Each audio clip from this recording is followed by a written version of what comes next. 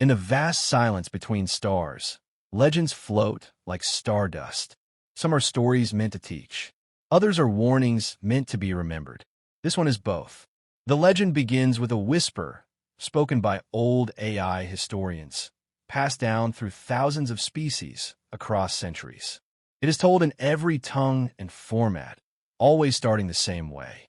There was a day the Deathworlders stopped playing clean, and from that day, nothing in the galaxy stayed the same.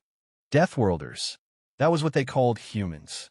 Born on a planet full of storms, predators, disease, and gravity strong enough to crush weaker life. Earth was a violent place. Everything that lived there had to fight, adapt, or die. When humanity finally reached the stars, the Galactic Concord took one long look at Earth and gave humans a name. Not a race, not a species. A warning.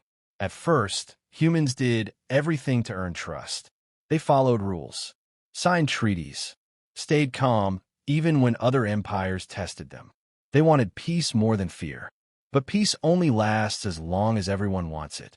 Now the story turns to a woman named Mira Voss, 34 Earth years old, captain of the Resolute Dawn, a sleek battleship parked in orbit around Neutral Zone Zeta 9, an asteroid field that marked the edge of Council-controlled space.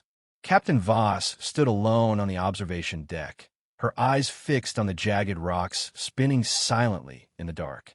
Her face was calm, unreadable, but her fists were clenched behind her back. She had just received the report. Delta Air, one of Earth's youngest colonies, was gone. Not raided, not captured, erased. 3,021 civilians. Scientists, families, children, all dead. The scans showed signs of a Threxian bioweapon, genetically tailored to human biology. It dissolved flesh in minutes and left nothing but bones and ruined soil. And the Council? They argued, debated, asked for verification. They refused to say Drexcor's name. But Mira didn't need a debate. She already knew. Drexcor, admiral of the Threxian Empire, had been poking at Earth for years, testing defenses, spreading fear. He hated humans, hated their strength, their chaos, their refusal to bow. And now he had crossed a line. A deep voice interrupted her thoughts. "Captain," said Lieutenant Reese, stepping onto the deck. "You saw the report?" She nodded. Reese looked tired. He had gray at his temples despite being only 40. "They're calling it an unconfirmed incident on the Council channels." Myra's eyes narrowed slightly. "They always do." He shifted uneasily. "Order from High Command just came in. We are to hold position. No retaliation. We are to collect more data and avoid escalation." Mira didn't answer at first. Finally, she said, "They want us to play clean." "Yes, Captain." She turned away from the window. "We always do. And Drex counts on that." Reese paused. "What do we tell the crew?"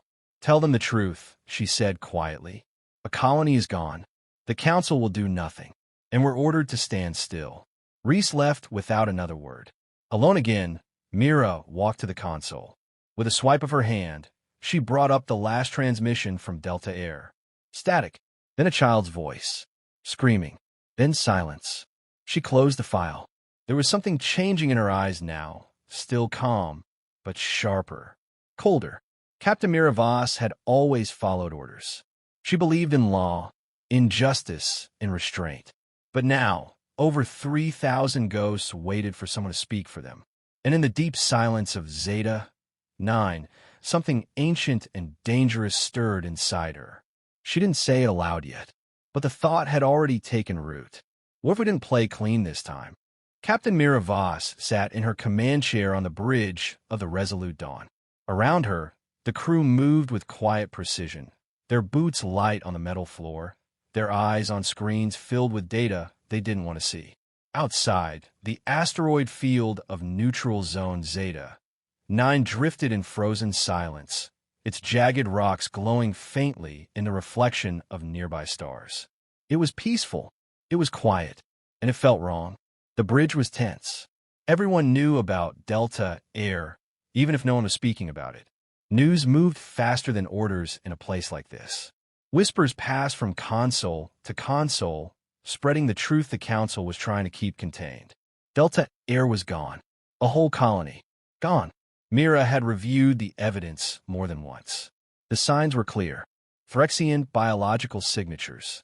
Targeted human DNA breakdown. No survivors. It wasn't an accident or a misunderstanding. It was a weapon, and it had done its job well. And now, Earth was being told to wait. Lieutenant Reese stood near the communications console, his hands folded behind his back. He had served with Mira for 6 years. He knew her well enough to see she was angry, even if her face stayed calm. "They're stalling," he said finally. "They won't even name Drex in the official report." Mira didn't look away from the main screen. "They're afraid. Naming him means admitting the truth.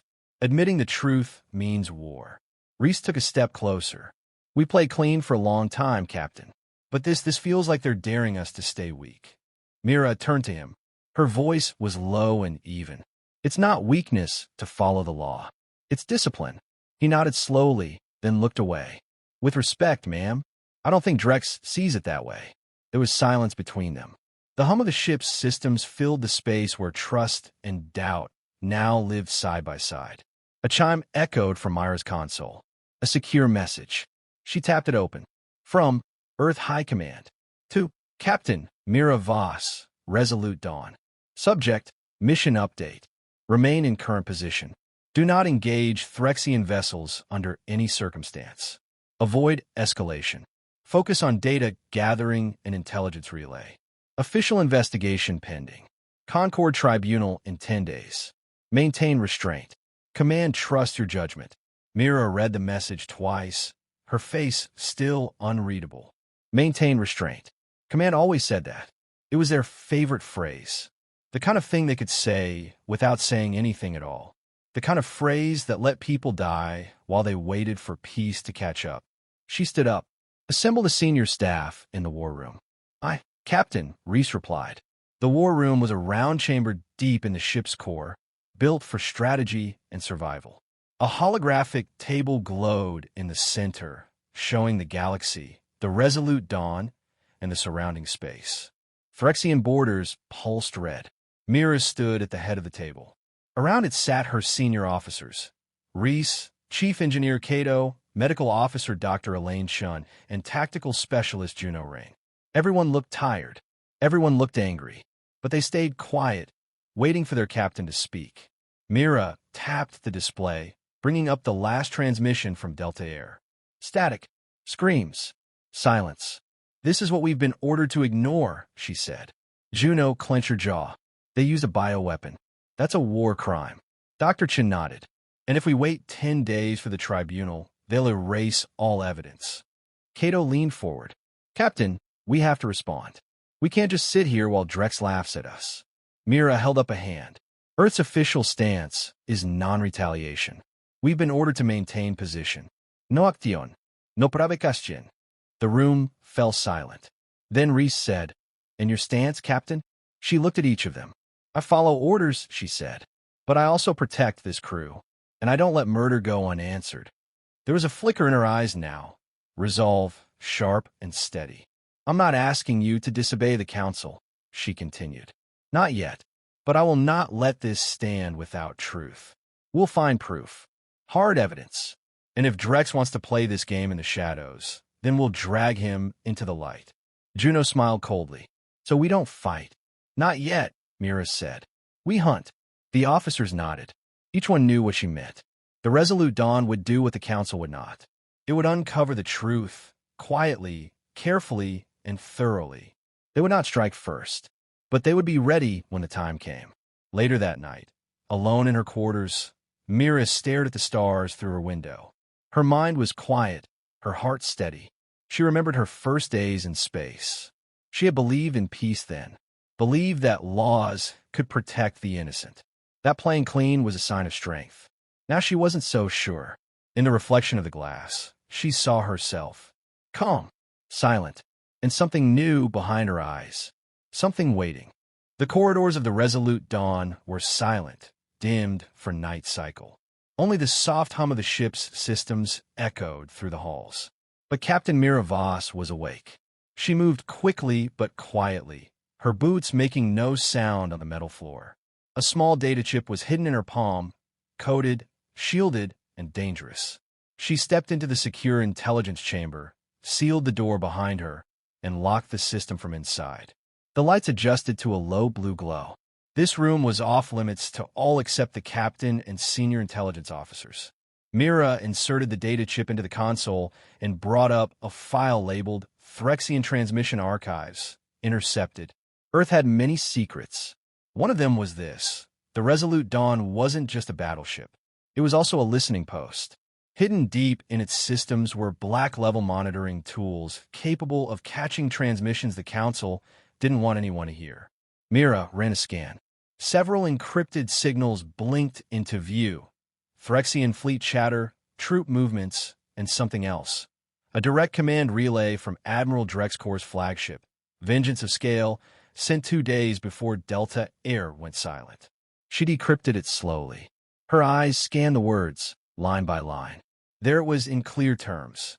Operation Ashwind authorized. Target, Human Colony Delta Air. Deploy biological agent Ash-17. No survivors. Leave no trace of origin. Disrupt communications after strike. Mira leaned back in her chair. There was no doubt now. The Council could claim they needed more proof. But she had it. She had Drex's signature, the command code, and the broadcast trail. He had ordered the massacre. She backed up the data on 2 more encrypted drives and hid them in separate compartments. One in her belt, one in the wall behind the comm panel. She wouldn't let this vanish. She knew how easily truth could disappear in politics. Then she sent a private, one-line message to Earth High Command. I have confirmed Threxian involvement in Delta Air attack. Hard evidence follows. Action is required. She did not wait for a reply. She already knew what it would be. The next morning, Mira stood before her crew again. She called only her senior officers to the war room. The Galaxy hologram glowed once more in the center table.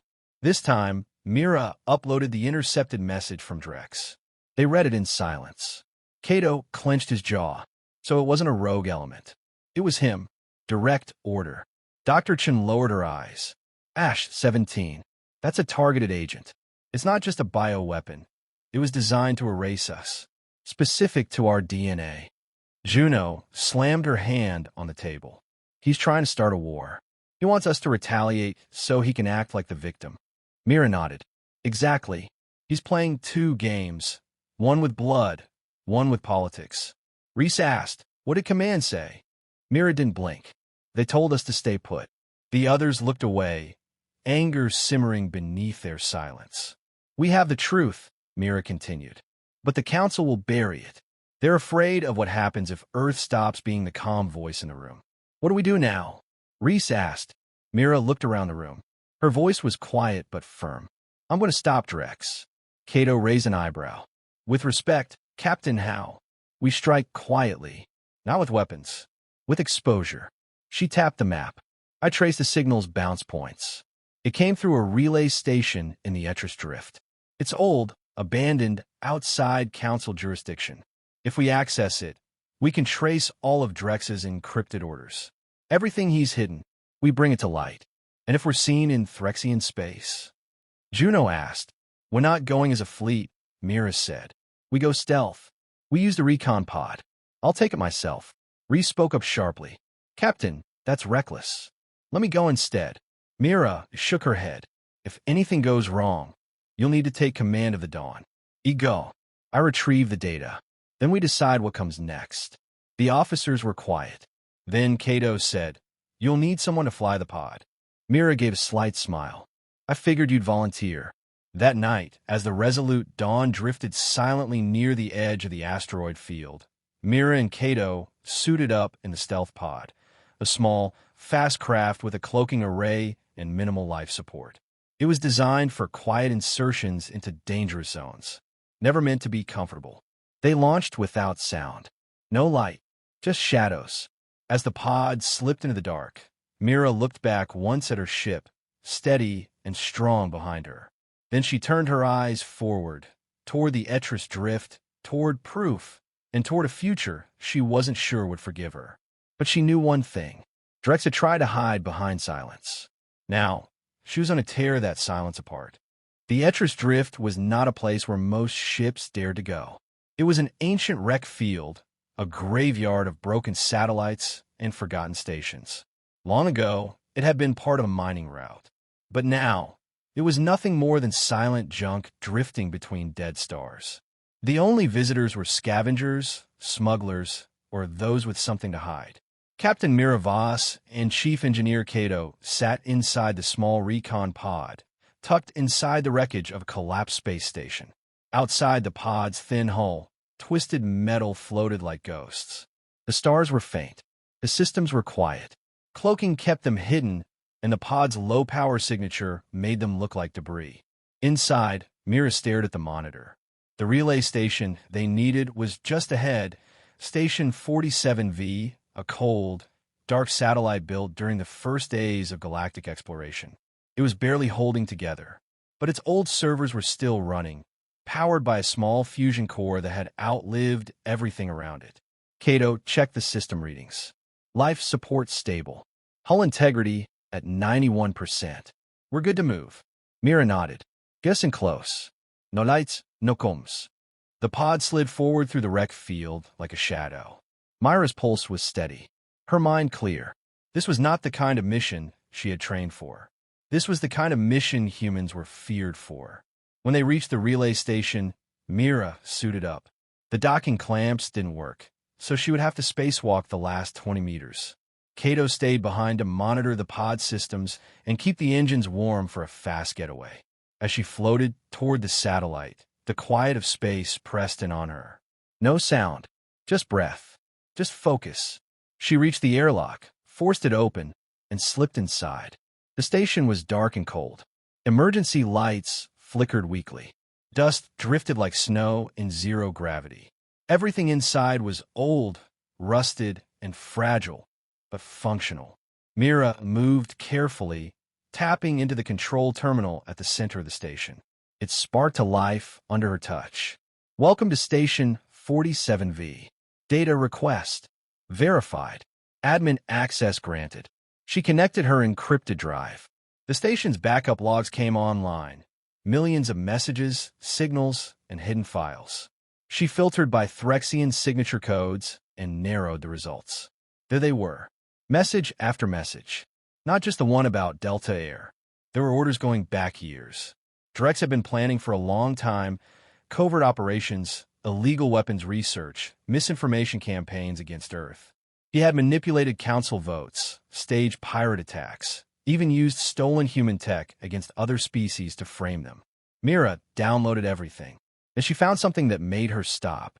A file labeled Project MAW. She opened it. Schematics. A new weapon. Bigger than Ash-17. Not a bioweapon, but a spatial destabilizer. It could tear open a rift in real space, swallowing entire cities or ships. It wasn't just a war crime waiting to happen. It was extinction-level technology. Drex hadn't just attacked Delta Air. He was preparing to wipe Earth off the map. Mira sealed the drive, locked the system behind her, and turned back toward the airlock. She floated back to the pod, climbed inside, and slammed the hatch shut. Kato turned to her. Did you get it? She held up the drive. We have enough to destroy him. They didn't waste time. The pod's engines engaged, and they drifted back toward the rendezvous point. No lights, no transmissions. Silent and invisible. But the pod's sensors suddenly lit up. Kato cursed. We have incoming. Phyrexian scout ships. 3 of them. Mira moved to the control panel. They must have picked up movement near the station. We're not cloaked well enough to hide at this distance. Kato's hands flew over the controls. We can outrun them, but not in this pod. Mira thought fast. I'll take the pod. You spacewalk to the emergency buoy on the wrecked freighter and signal the dawn. Kato stared at her. You'll never make it alone. If they catch you. They won't, she said. Just get that signal out. Reese will come for us. Kato looked at her for a long moment, then nodded. Stay alive. Mira smiled faintly. That's the plan. Kato sealed his helmet and exited through the side hatch, pushing off toward the old freighter in the distance. Mira turned the pod around and accelerated. She didn't need to fight. She just needed to distract them long enough. The Threxian scouts took the bait. 3 sleek ships lit up and gave chase. Mira flew through the debris field like a knife through broken glass. Wreckage spun around her. She dodged metal arms, shattered engines, and old fuel tanks. The pod was fast, but not faster than missiles. And the Threxians didn't care who she was. They only cared about what she carried. And that meant she couldn't let them have it. Her fingers danced over the panel. She activated Deathworld Protocol. It was a secret Earth had built into every military craft, designed for one purpose only: survival when there were no options left. The pod's core began to overload. The ship's hull separated into 2 pieces. One shot off toward the stars. The other went dark, hidden behind a thermal shield. Mira climbed into the smaller escape shell and powered down everything except life support. No engine, no heat, no signal, just a corpse drifting in space. The Threxians followed the wrong half. Hours later, the Resolute Dawn arrived. Reese had picked up the emergency beacon. They brought Mira aboard, frozen, half-conscious, but alive. The drive was intact. She was rushed to medical while Reese and Juno examined the data. What they saw made them go pale. They realized the truth. Drex didn't want a war. He wanted extermination. And now they had the proof. Mira woke hours later, weak but steady. She sat up in her bed and said only one thing: "We end this. Now." The Resolute Dawn moved with silent speed through the blackness of deep space. It flew below the sensor range of Threxian border patrols, its hull coated in stealth polymer, engines running at minimum output. On the bridge, Captain Mira Voss stood at full height, her uniform crisp, her expression calm. But beneath the surface, her blood ran hot. She had seen the files. She had read every order Drex Corps had sent. The truth burned her mind like fire. Delta Air was only the beginning. He had planned more. Project Maul wasn't just theory. It was in final testing stages. A weapon powerful enough to erase entire cities from existence. And the Council still refused to act. They sent her another message that morning, polite, vague, and firm. "We are reviewing the evidence. Do not engage. Maintain diplomacy." Diplomacy had already failed. Diplomacy had cost thousands of lives. Mira had followed orders her entire life. But today, orders would not save them. Today, they would fight. In the war room, Mira stood with her senior staff. The lights were low, the galaxy map glowing across the table. The data from Station 47V hovered in the air, Drex's messages, weapons tests, and lists of his allies inside the Threxian command. "Is this going to start a war?" Dr. Chen asked. "It already started," Mira replied. "We just weren't invited to the first shot." "What's the plan?" Juno asked. Mira zoomed in on the Threxian military compound orbiting the planet Vorik Prime. It was heavily guarded, protected by shield grids, patrols, and automated turrets. "This is where Project Maw is stored," she said. "The weapon is in the lower vault. He's preparing a live test in 2 days. We take it out before that happens." Reese leaned in. "How do we get past their defenses?"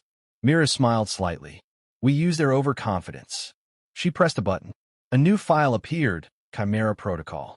Earth had never used Chimera in public. It was developed during the early days of their Concord membership, technology designed to hide the true scale of human capability. Mimic tech, pulse jammers, hollow shield fields, adaptive aidikais. She'd authorized activation 3 hours ago. Now, the Resolute Dawn would not come as itself. It would come as something else entirely.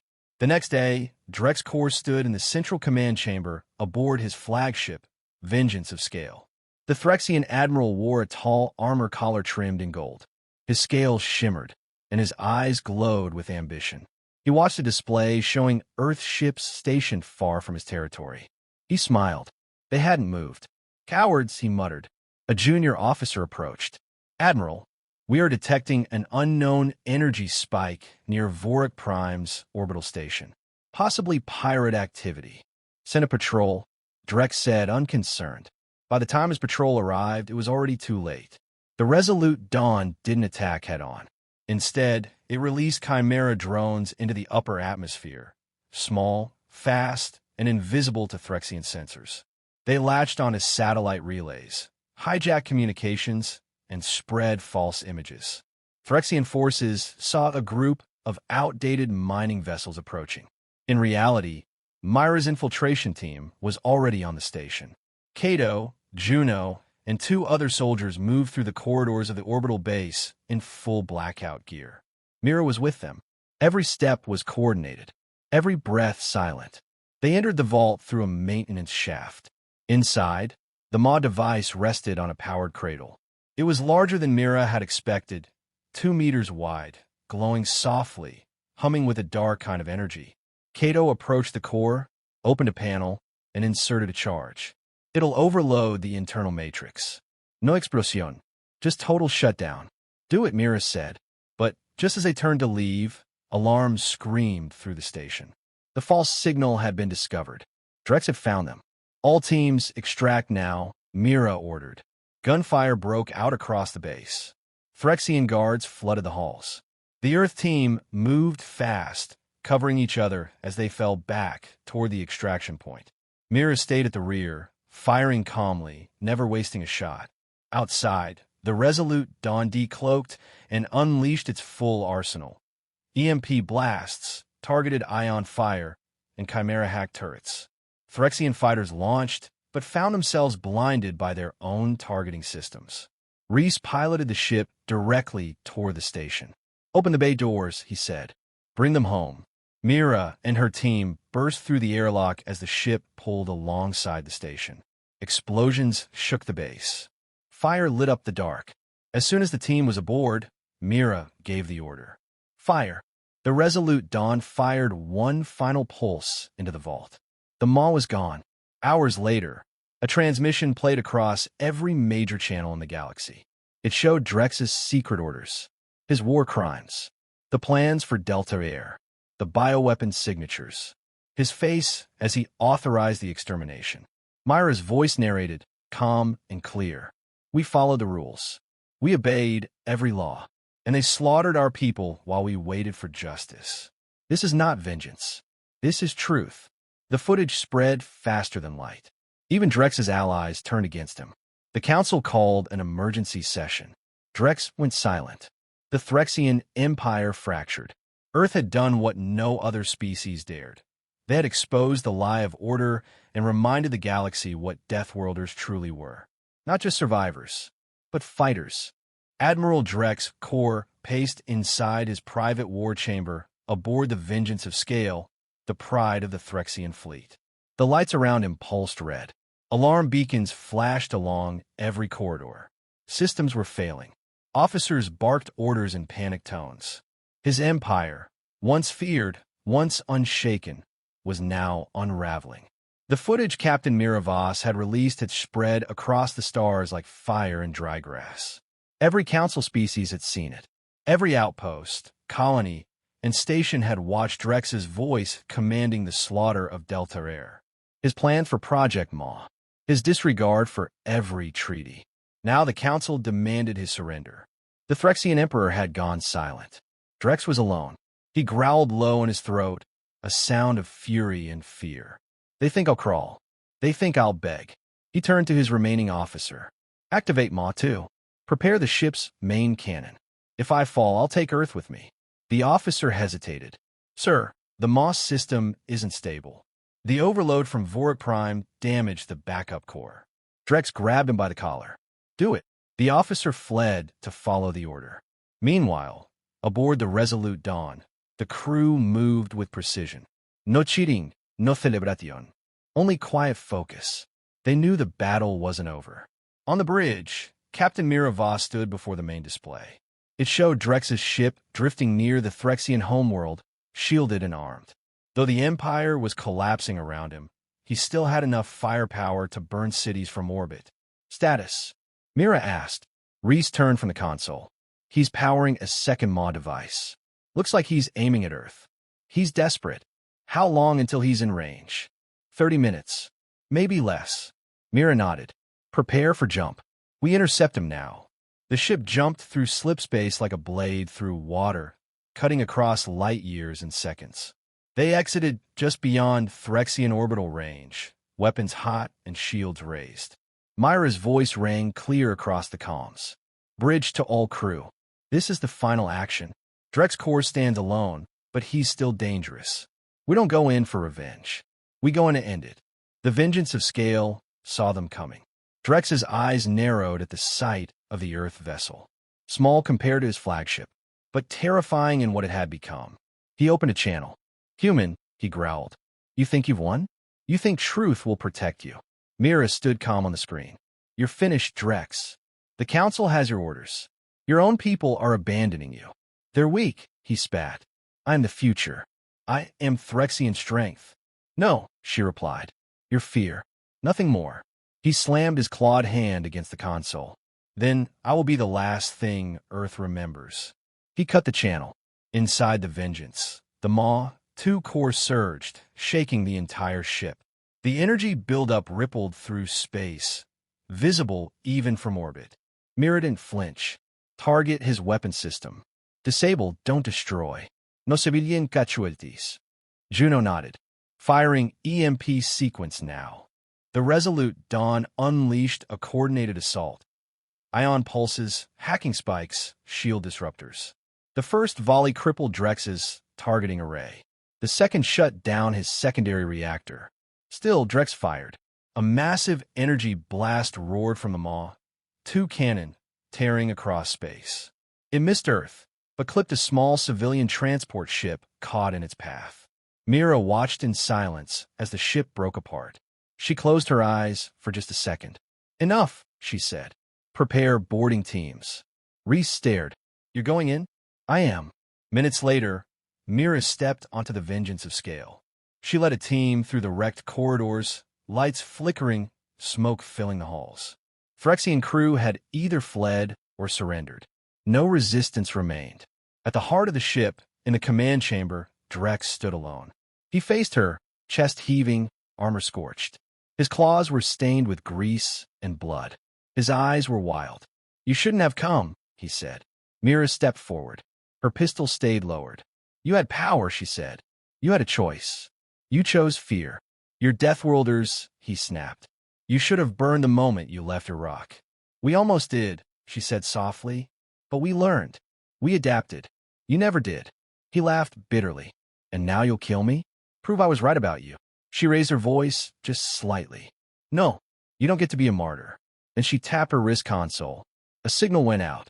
Within seconds, dozens of Council enforcement ships dropped out of slipspace surrounding the Vengeance. Drones swarmed in, locking onto Drex's heat signature. He was disarmed in seconds. Mira watched him fall to his knees, trembling with rage. You're not a legend, she told him. You're a memory. And soon, not even that. She turned away. Back on the Resolute Dawn, the crew watched as Drex was dragged away in chains. The footage would be broadcast across every star system. Not a battle, not a bloodbath, a trial. And the galaxy would remember not the violence, but the choice. Mira returned to the bridge. Her face was tired, her voice steady. It's done, she said. Reese nodded. What now? She looked at the stars ahead. We rest. We rebuild. And we never forget how close we came. For the first time in days, the ship fell into peaceful silence. The storm had passed. The trial of Admiral Drex Core was broadcast across the galaxy. No music, no ceremony, just the truth laid bare. Species from every system watched the footage. Drex's own orders, his plans for Delta Air, the Maw weapon designs, the intercepted transmissions, the faces of the victims. No one could look away. The Council, the same body that had once begged for restraint and stalled for peace, now voted unanimously. Drex Core was stripped of his rank, of his title, and of his citizenship. He was exiled to the edge of the galaxy, to a barren rock where nothing lived and no signal could reach. He would be remembered, but not as a warrior, as a warning. But Drex was not the part of the story that endured. The galaxy remembered Captain Miravos, and the day the Deathworlders stopped playing clean. Aboard the Resolute Dawn, days after the final engagement, the ship drifted in orbit above Earth. The war was over. The systems were quiet. The crew at last could breathe. Mira stood on the observation deck again, looking down at her homeworld. The blue oceans, The white clouds, the ancient wounded planet that had sent her to the stars with the hope that maybe, just maybe, she wouldn't have to fight. She had kept the peace for years, swallowed injustice, obeyed the law, until the law turned away from its duty.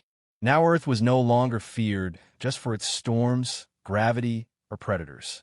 It was respected for something far more powerful, its ability to hold back, and the moment it chose not to. Reese entered the deck behind her. He stood beside her in silence for a moment.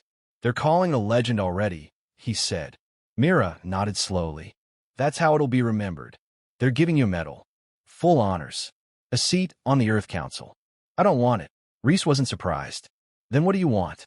She looked out at the stars. "I want quiet. A place to think. To remember." He was quiet for a moment. Then, gently, "You did what no one else could have done, Mira." "No," she said. "I did what I had to." And that's the part people forget when they turn a story into a legend. He gave a soft laugh. "Well, legend or not, you made history." She finally turned to him. Her expression was calm again, but something deeper lived behind her eyes now, something forged in fire and silence. "Make sure it doesn't happen again," she said. He nodded. Then he left her alone. 2 days later, Mira resigned her command. No press conference. No celebración. She handed in her credentials, her rank badge, and her weapons. She gave one final speech to her crew, simple, quiet, and brief. "You made me proud. Now go make peace stronger than war." Then she walked out of the hangar and disappeared into the crowd of returning civilians. No one stopped her. No one had to. Years passed. Children in alien classrooms read her name in textbooks. Statues were built in peaceful cities on moons that never knew war. Veterans told stories of the day Earth struck back and how Mira Voss had stood between justice and vengeance and chose the harder path. Not the path of fire, the path of truth. And in the ruins of the Council's old pride, where silence once reigned, species began to speak more carefully, to listen, to act faster, because the legend lived on. They called it the day the Deathworlders stopped playing clean. But to those who truly understood it, they called it something else. The day the galaxy remembered what it meant to survive together.